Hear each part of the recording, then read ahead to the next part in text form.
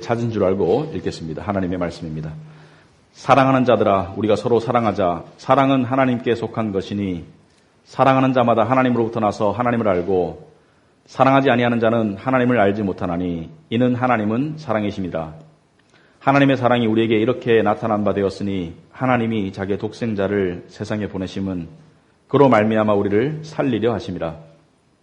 사랑은 여기 있으니 우리가 하나님을 사랑한 것이 아니요 하나님이 우리를 사랑하사 우리 죄를 속하기 위하여 화목제물로 그 아들을 보내셨습니다. 사랑하는 자들아, 하나님이 이같이 우리를 사랑하셨은즉 우리도 서로 사랑하는 것이 마땅하도다. 아멘. 이 성경에 특별히 요한일서에 거듭해서 이 사랑에 대해서 이야기하고 있습니다. 사랑. 요한일서 2장과 3장과 오늘도 계속해서 사랑에 대해서 이야기하고 있습니다. 그 이유가 무엇이냐면 우리가 가장 원하고 또 우리가 안다고 생각하지만 가장 모르고 가장 체험하지 못하는 것이 사랑이기 때문에 그렇습니다. 세상 사람들이나 특별히 교회 안에 있는 사람들도 마찬가지로 우리가 가장 받기를 원하고 하기를 원하고 그리고 가장 알고 싶어 하지만 가장 모르고 가장 할 줄 모르는 것이 사랑이기 때문에 성경은 계속해서 사랑에 대해서 이야기하고 있습니다. 여러분이 유행가 가사를 보시면 인간이 얼마나 사랑을 원하는지 유행가 가사의 내용의 대부분은 사랑, 이별, 슬픔, 아픔입니다. 이별, 슬픔, 아픔도 사랑 때문에 발생되는 감정들이기 때문에 사랑, 이별, 슬픔, 아픔 이 모든 가사 내용이 사랑하고 싶고 사랑받고 싶고 사랑을 찾고 사랑을 갈망하지만 사랑하지 못하는 사랑받지 못하는 그래서 좌절함을 보여주고 있는 것입니다. 근데 오늘 본문의 말씀은 이렇게 말하고 있습니다. 사랑하는 자들아 우리가 서로 사랑하자. 사랑은 하나님께 속한 것이니 8절에 보면 사랑하는 자는 하나님을 알지 못하나니 이는 하나님은 사랑이심이라. 여기 보면 사랑은 하나님께 속한 것이고 사랑은 하나님께 속한 어떤 것이고 동시에 사랑은 하나님의 결정체다. 하나님이 사랑이다.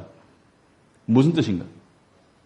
무슨 뜻이냐면 사랑은 하나님께 속한 것이고 여기서 말하는 사랑이라는 것은 우리가 유행가 가사에서 말하는 사랑이라는 단어를 말하는 것이 아니라 여기서 말하는 사랑이라는 것은 그 사랑의 진정한 의미의 결정체 그 사랑. 그 본질적인 사랑은 하나님께 속한 것이고 하나님이 사랑이기 때문에 결론적으로 하나님을 알지 못하면 사랑을 알 수가 없고 하나님의 사랑을 받아보지 못하면 사랑할 수 없다는 것을 요한은 이야기하고 있는 것입니다. 그렇다면 하나님이 사랑이시라는 것은 무슨 뜻인가? 하나님이 거룩이시다. 하나님이 전능자이시다. 하나님이 창조주이시다. 하나님이 사랑이시다. 하나님이 지혜자이시다. 하나님은 여러 가지로 대변될 수 있습니다. 그래서 하나님의 속성들이라고 합니다. 하나님의 속성들. 하나님이 가지고 계신 특징들. 그런데 하나님의 속성들 중에 크게 두 가지 속성들로 나눌 수가 있습니다. 첫째는 공유할 수 없는 비공유적 속성. 우리 인간과 공유할 수 없는 속성들, incommunicable attributes, 인간과 공유할 수 없는 속성들. 예를 들어서 하나님은 무에서 유를 만드신 창조주이시고 하나님은 전능자이시고 하나님은 전지자이시고 모든 것을 아시고 하나님은 무소부재하시다. omnipresence, 하나님은 어디에도 계신다.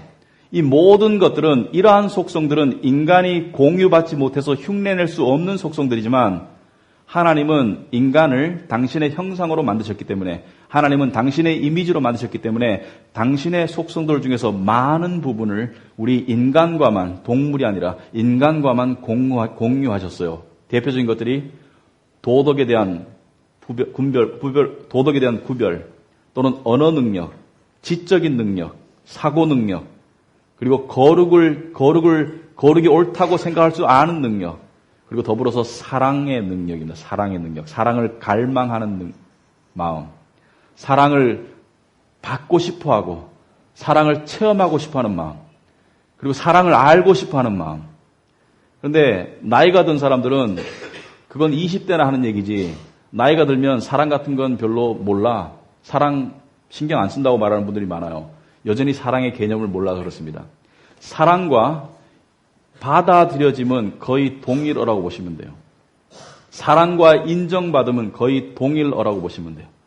성경이 말하는 사랑은 내가 내 모습 그대로, 내 존재 그대로 무조건적으로 받아들여지는 것을 사랑이라고 말합니다. 그래서 사랑은 관계에서 출발합니다. 하나님은 우리와 사랑의 관계를 만드시기 위해서, 그리고 그 속에서 사랑을 주시기 위해서, 그리고 그 속에서 우리가 사랑을 하나님께 드릴 수 있도록 하기 위해서 우리와 관계 설정을 하셔서 하나님은 우리를 향해서 나는 너의 하나님이고 너는 나의 백성이라고 말합니다. 또한 나는 너의 아버지고 너는 나의 아들이라고 말합니다. 또한 더 나아가서 나는 너의 신랑이고 너는 나의 신부라고 말합니다. 이 모든 은유와 이 모든 언어가 하나님께서 우리와 사랑의 관계를 설정하시려는 하나님의 의도를 보여주고 어떠한 관계가 설정되었는지를 보여주는 것입니다. 하나님이 나를 향해서 너는 나의 백성이다. 너는 나의 아들이다. 너는 나의 자녀이다. 너는 나의 신부이다. 모든 이 관계의 이 은유들이 그 속에 하나님의 사랑을 우리에게 넣어주기 위한 관계 설정입니다. 그렇지만 모든 관계가 사랑으로 발전하진 않습니다. 사랑으로 시작한 줄 알았던 부부관계도 헤어짐으로 끝날 수도 있습니다. 부모와 자식 간에도 사랑하는 줄 알았는데 사랑이 아니라 노력해서 인정받는 그러한 관계로 전락할 수도 있습니다. 그래서 또 어떠한 관계는 서로 상처 주고 서로 고통을 주는 관계도 있습니다. 그러므로 사랑의 관계는 필요 조건이지만 충분 조건은 아니에요. 사랑하려면 반드시 관계가 있어야 되지만 관계가 있다고 반드시 사랑이 되는 것은 아니라는 것이죠. 그런데 하나님은 우리와 사랑의 관계를 맺으셨어요. 그런데 인간은 사랑받기를 원합니다. 인간은 인정받기를 원해요. 그리고 인간은 남들에게 내 존재감이 알려지기를 원합니다. 왜? 이 모든 것들의 기초가, 모든 것들의 바탕이 사랑받고자 하는 갈망에서 나오는 것입니다. 사랑받고 싶어서. 남의 눈에 인정받고 싶고 남의 눈에 받아들여지고 사랑받고 싶은데 이 사랑의 본질을 깊이 들어가 보면 내가 가지고 있는, 여러분이 가지고 있는 사랑받고자 하는 욕구의 기본은 이것입니다. 아주 깊이 들어가 보면 내 모습 그대로 받아들여줄 누군가가 없을까? 내가 내 모습을 그대로 오픈했을 때 받아들여줄 누군가가 없을까? 늘 항상 영원히. 부모님이 조금 비슷하죠. 어머님이 특히. 내가 실패하든 성공하든 달려가면 따뜻한 밥 한 그릇 먹여주고 얘야 잘 왔다 하시는 어머니. 그런 사랑을 받을 수는 없을까? 그런 사랑이 불가능하기 때문에 이 세상에는 그런 사랑이 없기 때문에 부모도 안 됩니다. 그것은. 이 세상에는 그런 사랑이 없기 때문에 우리는 그래도 인정받고 싶고 그래도 사랑받고 싶고 그래도 받아들여주고 싶어서 우리는 가면들을 만들어갑니다. 가면을 쓰고 있어요. 우리는 외모라는 가면, 학벌이라는 가면, 직업이라는 가면, 사회적 지위라는 가면, 신분이라는 가면, 우리는 여러 가지 가면들을 쓰고 살아요. 그래서 이 가면들이 받아들여짐을 통해서 그래도 받아들여주고 싶은 거예요. 그러나 가면이 받아들여지는 것이지 내가 받아들여지는 것은 아니에요. 그래서 그 괴리 때문에 괴롭죠. 왜? 진정으로 사랑받고 있지 못하기 때문에. 진정으로 인정받고 있지 못하기 때문에. 여러분이 차를 몰고 요즘에 무슨 차가 좋은 차가 차인지 모르겠습니다만은 아주 비싼 차를 몰고 호텔에 가보세요. 그러면 나와서 문 열어주고 이렇게 대접이 틀리죠. 근데 티코 몰고 가면 쳐다도 안 볼 겁니다. 그 사람을 인정하고 받아들이는 것, 그 이유가 무엇 때문이죠? 여자들이 요가를 하고 S라인 몸매를 갖추면 남자들이 많이 쳐다봐요. 그 여자들을 쳐다보는 남자들이 바라보는 것은 그 여자의 존재가 아닙니다. 착각하지 마세요. 멋있는 비싼 차를 몰고 가는 사람들이 인정하고 받아주는 것은 그 사람 존재가 아닙니다. 그 사람이 가지고 있는 가면에 불과한 것이지.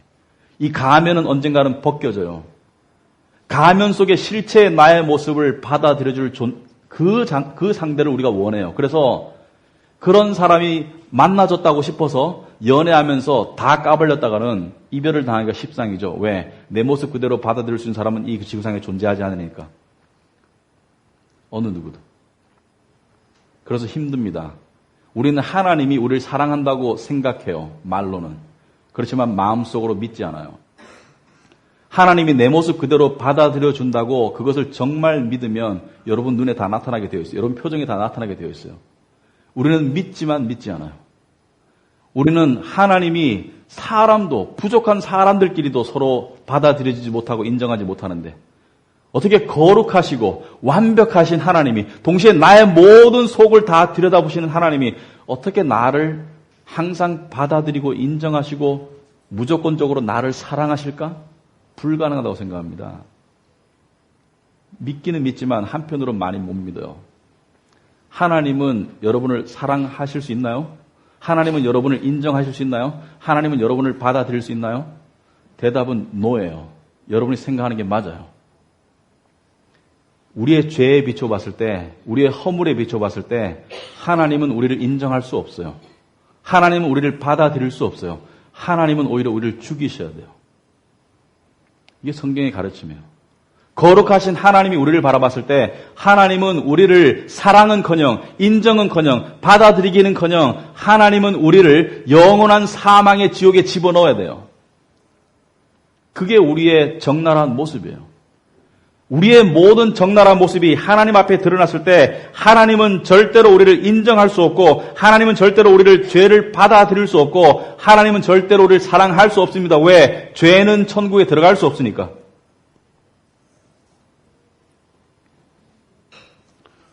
왜냐하면 하나님은 사랑이시지만 동시에 공의의 하나님이시거든요. 하나님은 죄를 받아들일 수 없는 거룩한 분이거든요.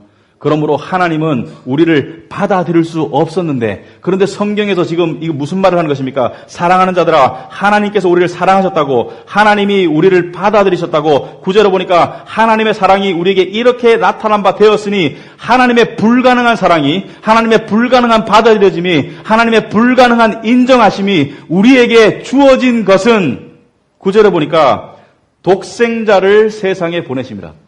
자기의 아들을 세상에 보내십니다. 자기의 아들을 보내신 그 어떠한 일 때문에 그 사건 때문에 이제 하나님이 우리를 사랑하시고 받아들이시고 인정하신다는 것입니다. 원래는 할 수 없는데 이 중보자 이 예수 그리스도가 오셔서 십자가에서 이루어진 십자가에서 제물로 드려진 그 하나의 사건 때문에 그 일 때문에 하나님께서는 이제 우리를 사랑하시고 우리는 사랑의 본질이신 하나님을 알므로 말미암아 이제 하나님으로부터 사랑이 무엇인지 깨달을 수 있는 존재가 되었다는 것이죠. 깨달을 수 있는. 그전엔 사랑이 뭔지 몰라요. 세상 사람들은 진정한 사랑을 모릅니다. 저는 크리스찬이 되기 전에 진정한 사랑을 몰랐어요. 그러나 하나님을 알고 난 다음에 진정한 사랑을 맛볼 수 있게 되었고 맛보기 시작했고 그리고 닮아가고 싶은 마음이 생기기 시작했던 것이죠. 그렇다면 십자가에서 무슨 일이 있었나요? 여러분 여기 보시면 하나님이 독생자를 세상에 보내시면 그로 말미암아 우리를 살리려 하심이라. 10절에 보니까 사랑은 여기 있으니 우리가 하나님을 사랑한 것이 아니요 하나님이 우리를 사랑하사 우리 죄를 속하기 위하여 화목제물로 그 아들을 보내셨습니다. 9절이나 10절이나 똑같은 얘기를 하고 있죠. 화목제물로 독생자를 우리를 위한 제물로 제물이라는 것은 구약의 백성들의 죄를 대신해서 제단의 죽음으로 바쳐지고 피가 뿌려졌던 그 짐승들처럼 예수 그리스도께서 십자가에서 제물로 바쳐졌기 때문에 하나님의 사랑이 우리에게 쏟아진 것을 이야기하고 있습니다. 그러면 십자가에 매달렸던 이 사람, 십자가에 매달렸던 이 사람에게 무슨 일이 있었는가를 알아야 되겠죠. 여러분이 하나님의 사랑을 알고 싶으세요? 많은 크리스찬들이 하나님의 사랑을 알고 싶고 하나님의 사랑을 확인하고 싶어요. 하나님이 나를 사랑하시는가? 나를 인정하시는가? 나를 받아들이시는가? 알기를 원하지만 많은 사람들이 이러한 잘못을 저지릅니다. 내 기도를 하나님이 몇 번 응답하셨는가? 내가 원하는 것을 하나님이 얼만큼 이루어 주셨는가? 내 삶이 얼마나 잘 나가는가에 따라서 하나님의 사랑의 정도와 깊이를 내가 확인하려고 들기 때문에 잘 나갈 때는 하나님이 마치 나를 사랑하는 것처럼 느끼다가 내 삶이 잘 못될 때는 하나님이 나를 인정하지 아니하시고 무관심하시고 사랑하지 않는다고 느끼기 때문에 우리는 감정의 롤러코스터를 타죠. 안 그렇습니까? 우리의 감정은 시시때때로 변하죠. 왜? 하나님의 사랑의 정도를, 하나님의 인정하심의 정도를 세상에서 일어나는 나의 일들을 통해서 확인하려고 하기 때문에. 우리의 교회의 가르침들도 그런 가르침들이 많죠. 제가 아는 어떤 자매는 1990년대 초에 지금도 생생하게 기억납니다. 어느 날 주일 예배를 마치고 와서 우리 친구들한테 와가지고 울면서 이렇게 얘기하더라고요. 주일날 예배드리러 갔는데 그 당시에만 하더라도 집에 자가용이 없었어요. 집집마다.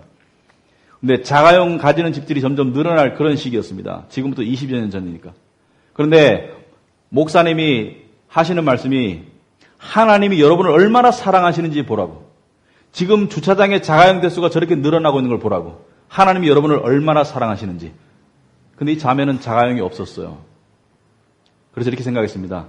하나님이 나는 상대적으로 덜 사랑하시는가 보다. 그래서 슬펐어요. 왜? 자기는 하나님이 자기를 사랑하는 줄 알았는데.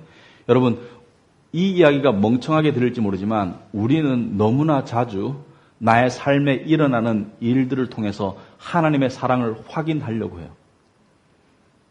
그런 가르침을 많이 받았어요.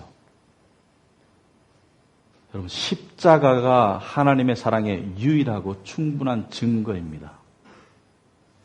하나님의 사랑의 가장 확실하고 가장 유일하고 가장 충분한 근거가 십자가인 줄 깨닫지 못하면 우리는 절대로 하나님의 사랑을 깨달을 수 없어요. 십자가를 깨닫지 못하면 하나님의 사랑을 절대로 깨달을 수 없어요. 십자가를 깨닫지 못하면 절대로 사랑할 수 없어요. 십자가 없는 예수 그리스도는 구세주가 아닙니다. 십자가 없이 나의 욕구나 나의 필요를 채워주고 이루어주는 그러한 구세주는 주여 주여 나더러 주여 하는 자마다 다 내게로 올 것이 아니요 내가 그날에 밝히 말하기를 내가 너희를 모르느니라. 그 구세주는 진정한 구세주가 아니에요. 십자가 없는 예수 그리스도는. 마찬가지로 십자가 없는 교회는 십자가 달려있는 것이 아니라 십자가를 전하지 않는 교회는 기독교가 아닙니다. 오늘날 많은 교회들이 십자가는 멋있게 만들어 놓았지만 우리가 자칫 잘못하면 십자가를 전하지 않는 그러한 교회로 전락할 수 있어요. 여러분, 세상 사람들이 교회를 보고 뭐라고 비하합니까 요새? 세상 사람들이 교회를 부를 때 뭐라고 부르던가요? 기독교라고 하는 걸 개독교라고 그러죠. 개독교. 비하해서.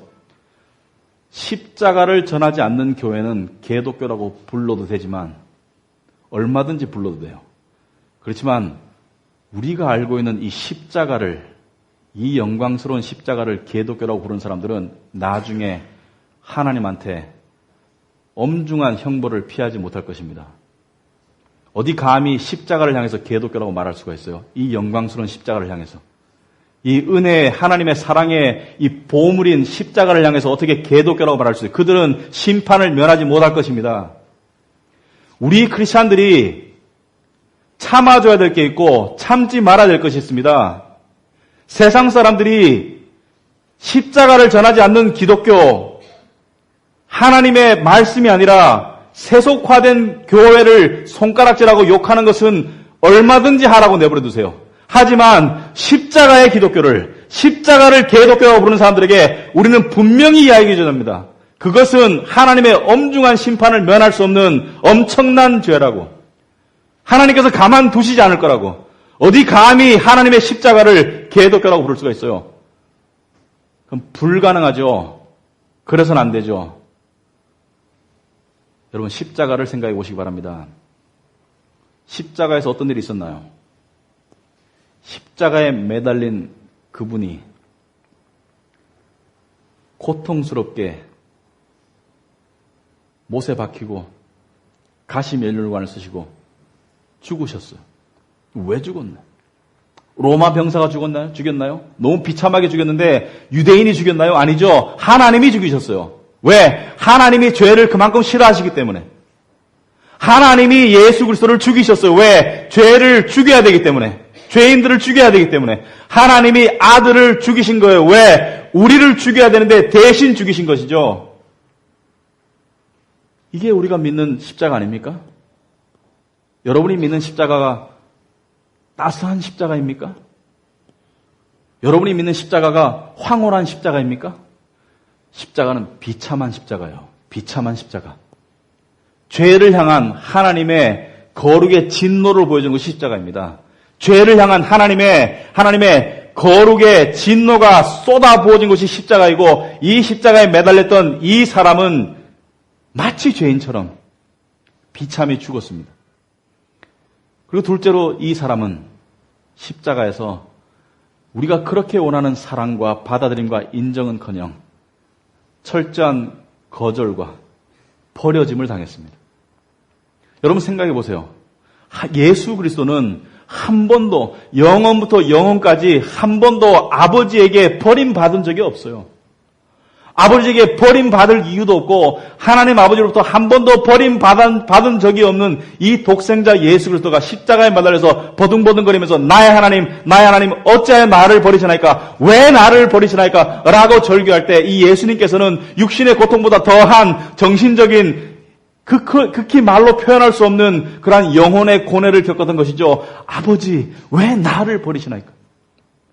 왜 이분이 버림을 받으셨나요? 우리를 영원히 지옥에 버리셔야 되는 하나님의 형벌을 보여주신 것이죠. 우리의 죄를 따라, 하나님께서 우리를 죄를 따라 취급하셨다면 우리를 영원히 버리셔야 되고 영원히 죽이셔야 되는 우리에게 했어야 될 그 하나님의 진노를 아들에게 쏟아부은 것이죠. 마지막으로 십자가는 세 번째로 수치의 장면입니다. 수치.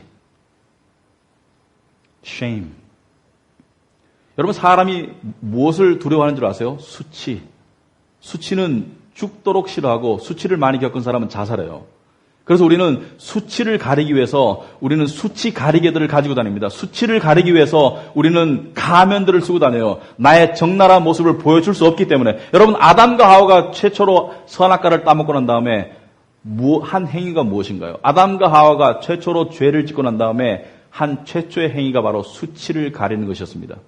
무화과 나무 잎사귀를 가지고 옷을 만들어서 자기의 부끄러운 수치를 가렸죠. 이것은 단지 옷으로 부끄러운 부분을 가리킨다는 것을만을 의미하는 것이 아니라 상징적으로 우리는 우리의 수치스러운 부분을 겉으로 점잖은 척하면서, 겉으로 깨끗한 척하면서, 겉으로 사회적 지위가 있는 것처럼 하면서, 겉으로 에티켓이 있는 것처럼 하면서 우리는 가리고 있지만 하나님은 우리가 수치스럽고 허물이 많은 존재인 것을 다 알아요.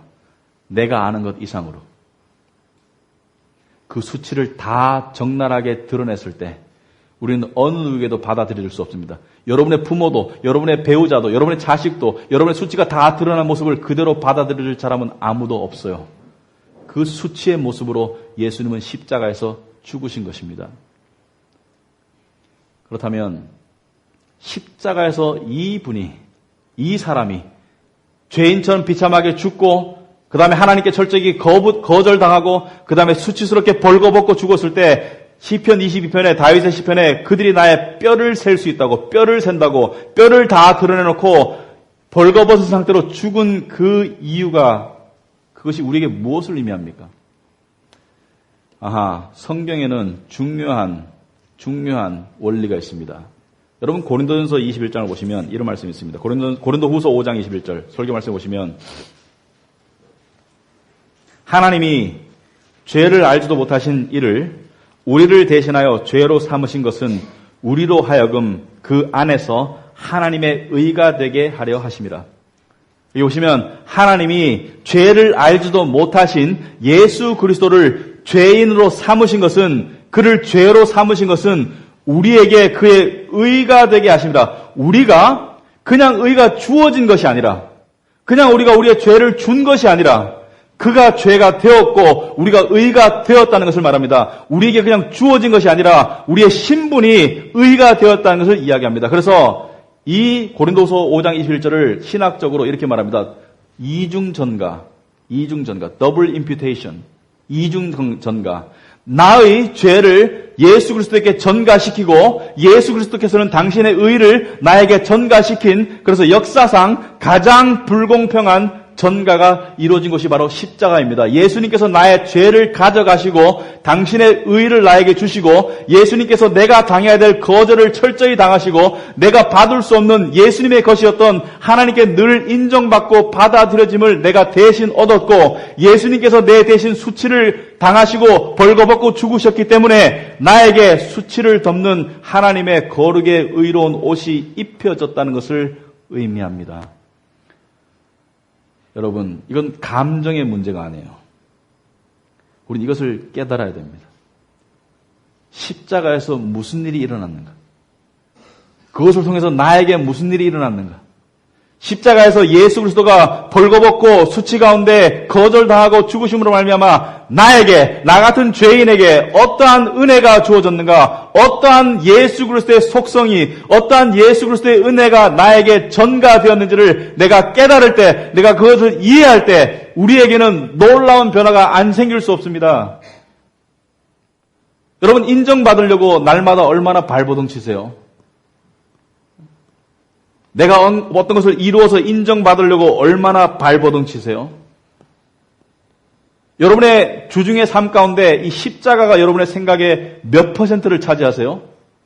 아니면 여러분이 이루고자 하는 그 갈망이 여러분의 생각을 얼마나 사로잡는지 한번 생각해 보세요. 우리에게 평강과 우리에게 기쁨과 우리에게 만족이 없는 이유는 우리가 이렇듯 십자가를 무시하고 여전히 세상 사람들의 방법으로 세상의 것들을 이루어서 가면을 많이 뒤집어 써서 사람들에게 인정받으려고 하는 이 우상적인 갈망에 사로잡혀 있기 때문에 그렇습니다. 하나님께 이미 인정받고 하나님께 이미 사랑받았다는 것을 깨닫지 못한 채, 복음의 능력을 깨닫지 못한 채, 복음의 능력과 복음의 은혜를 깨달아가는 사람은 세상이 비록 인정해주지 않더라도, 세상에서 조금 수치를 당하더라도 그것을 큰 문제 삼을 필요가 없겠죠. 왜? 영원한 인정이, 하나님의 인정이, 하나님의 사랑이 이미 나에게 주어졌기 때문에, 내 노력과 관계없이 예수 그리스도의 은혜를 통해서 이미 주어졌기 때문에.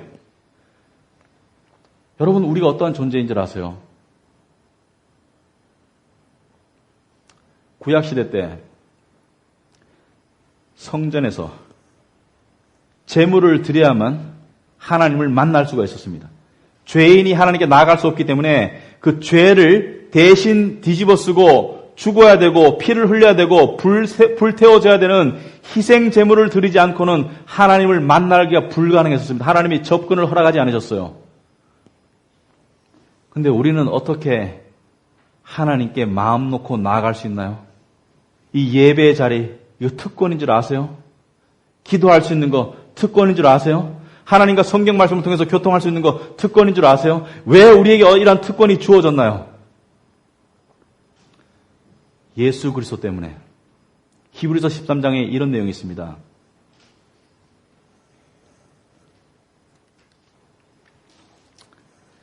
13장에 보시면 구약에 희생제물로 드려졌던, 제단 위에 올려졌던 제물들이 예루살렘 성 밖으로 끄집어져 나가서 거기서 불태워졌습니다.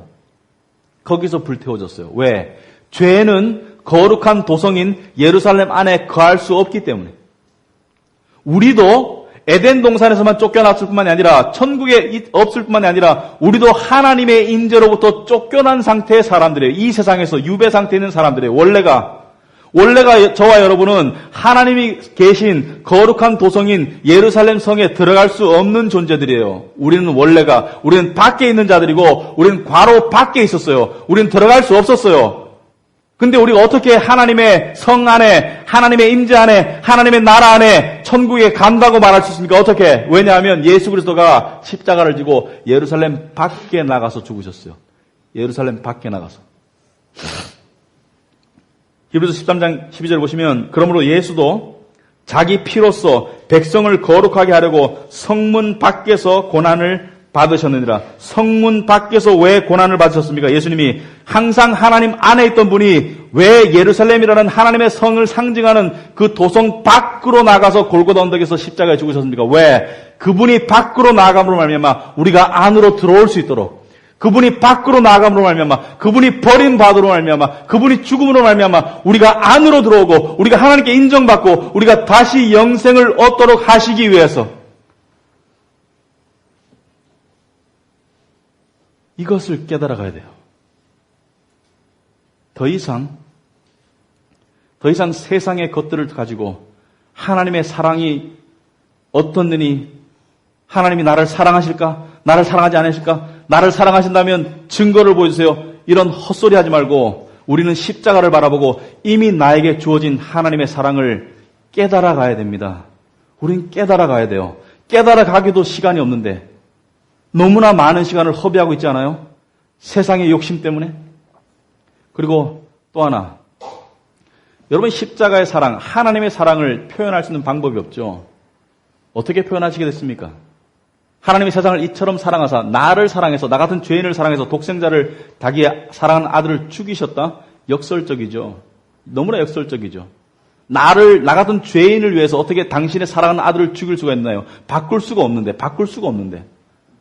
여러분의 존재 가치가 이것이 아닙니까? 존재 가치를 생각해 보세요. 내가 이 시계를 10,000원 주고 샀다면 10,000원 이상 값어치가 있기 때문에 10,000원을 냈겠죠. 하나님이 나 같은, 여러분 같은 죄인을 얻기 위해서, 우리 같은 죄인이 필요 없음에도 불구하고, 하나님이 아무 소용이 없음에도 불구하고, 우리를 당신의 백성으로 만들기 위해서, 우리를 당신의 자녀로 삼기 위해서, 우리를 양자로 삼기 위해서 지불하신 값이 당신이 사랑하는 아들의 피값, 보혈의 피값을 지불하셨다는 것은 우리는 존재적으로 값어치가 없지만, 죄인이지만 하나님이 우리에게 그만한 값어치를 부여하셨다는 것이죠.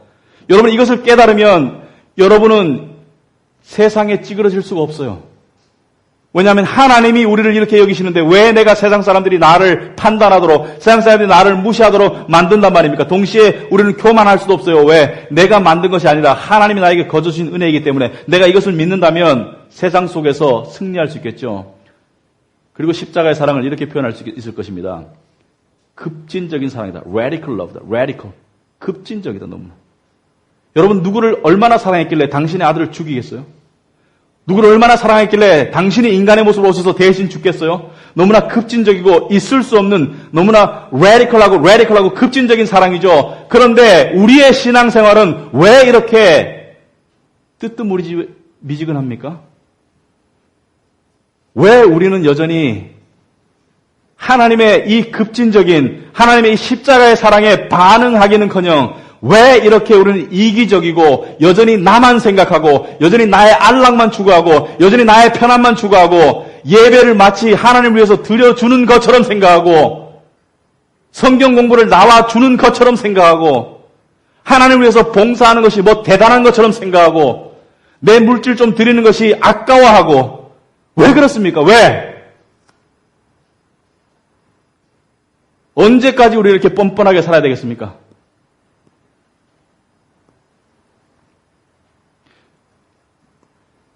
그 이유는 우리가 뻔뻔해서도 아니에요. 우리가 게을러서도 아니에요. 그 이유는 우리가 십자가를 몰라서 그래요. 십자가를 몰라서 나는 이런 대접을 받아야 되는데 왜 이런 대접을 안 해주냐고 불평하고, 여러분이 받아야 될 대접을 정말 알고 싶으면 십자가를 보세요. 그게 여러분이 받아야 될 대접이에요. 여러분은 비참하게 죽었어야 됐어요. 저도. 그게 우리가 받아야 될 대접이에요. 하나님께 영원히 버림받았어야 됐어요. 그게 우리가 받아야 될 대접이에요. 벌거벗긴 채로 내가 했던 모든 생각과 내가 했던 모든 말과 내가 했던 모든 행동이 만천하에 까발려지는 상태에서 버둥버둥거리며 죽어갔어야 되는 것이 우리가 원래 받아야 될 대접인데 어디 감히 하나님 앞에 왜 이렇게밖에 안 해주시냐고 따지겠습니까? 비록 여러분이 잘 나가는 있더라도 자랑하지 마세요. 돈 많은 사람들이, 세상적으로 잘 나가는 사람들이 하나님을 믿기가 힘들다 그러더라고요. 왜 그런 줄 아세요? 그 얄팍한 돈, 그 얄팍한 세상을 의지해서 자랑하고 다니기 때문에. 여러분, 세상과 하나님을 겸하여 사랑할 수 없어요. 세상을 사랑하면 하나님의 사랑이 그 안에 있지 않다고 그랬어요. 세상에서 돈이 주어지더라도, 세상에서 지위가 주어지더라도 겸손히 그냥 조용히 하나님을 섬기세요. 그것을 가지고. 여러분, 사도 바울은 대단한 사람이었어요. 바리새인 중에 바리새인이었고 율법의 지도자였고 히브리인 중에 히브리인이었고 로마 시민권자였고 엄청나게 대단했지만 내가 이 모든 것을 배설물로 여기면, 내가 이 모든 것을 마치 화장실에 버려지는 똥같이 여기면 내가 예수 그리스도를 더 알기 원합니다. 내가 예수 그리스도를 더 얻기 위해서, 십자가를 더 얻기 위해서 내가 모든 것을 배설물로 여긴다고 말하지 않습니까? 우리 안에 십자가가 깊숙이 들어가지 못하는 이유가 왜 그렇습니까? 바로 세상을 자랑으로 삼으려고 하기 때문에. 여러분, 기독교인의 삶은 적당한 기독교는 없습니다. 적당한 기독교는 존재하지 않아요. 주중에는 적당히 세상 생활 즐기다가 주일날 예배드리고 그러다 보면 나중에 천국 가겠지. 최대한 편하게 살다가. 그건 기독교 아니에요. 그런 기독교 없습니다. 우리 주님은 하늘나라를 버리고 이 땅에서 거지처럼 살다가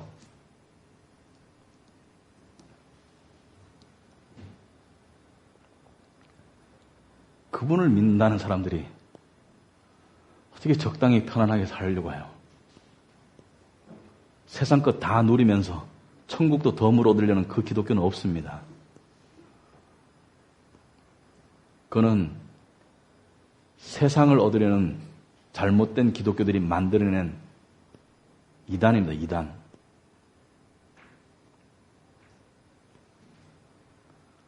십자가 앞에서 우리 날마다 죽어야 돼요. 날마다 죽어야 돼요. 그래야지 세상을 향해 죽어야지 하나님의 십자가가 들어올 자리가 생겨요. 세상을 향해 죽는 만큼 십자가가 내 안에 살아있는데 사도 바울이 말하기를 세상에 아무리 좋은 것도 다 배설물로 여기겠다고. 왜? 그리스도 예수를 아는 것이 너무나 고상하기 때문에, 너무나 귀하기 때문에. 우리 이런 삶을 결단하고 살아가길 바랍니다. 이런 삶이 기독교입니다. 세상에 이것을 보여줍시다. 그래서 세상 사람들이 더 이상 우리를 업신여기거나 개독교라고 부르는 그런 망언을 하지 못하도록 그들의 입을 막아야 됩니다. 하나님의 영광이 그분의 교회에 달려있잖아요. 근데 우리가 그분의 영광을 어떻게 만들고 있나요? 나부터 변해야 되겠죠. 나부터 달라져야 되겠죠. 회개해야 되겠죠. 그리고 하나님의 사랑을 받아들여야 되겠죠. 기도하겠습니다. 하나님 아버지, 이 죄인을 용서하옵소서. 십자가에 나의 구세주는 집도 없이 거지처럼 방황하시다가 마치 개처럼 매달려 죽으셨는데 나는 이 세상에서 호의호식하고 세상 사람들이 누리는 거 다 누리면서 신앙생활을 덤으로 하려는 그런 마음으로 살고 있지는 않는지요. 십자가가 점점 더 우리의 전부가 되도록 하옵소서. 그리고 십자가의 이 급진적인 사랑을 내가 깨달음으로 말미암아 나의 삶이 세상이 알 수 없는, 세상이 이해할 수 없는 그러한 예수 그리스도를 위한 급진적인 삶이 되도록 하옵소서. 주부로서, 직장인으로서, 학생으로서, 교회 구성원으로서 내가 어디에서 삶을 살든지 간에 내가 예수 그리스도의 십자가를 증거하는 삶을 살 수 있도록 하옵소서. 아버지, 우리를 긍휼히 여겨 주시옵소서. 우리의 미지근한 신앙을 용서하옵소서. 하지만 그래도 우리를 버리지 아니하시고, 그래도 우리를 내치지 아니하시고, 한번 구원한 당신의 백성들을 영원히 천국으로 데리고 가시는 당신의 신실하심에 너무나 감사합니다. 당신의 신실하심이 우리를 신실하도록 바꾸어 주옵소서. 예수님 이름으로 기도합나이다. 아멘. 우리 말씀의 은혜를 생각하시면서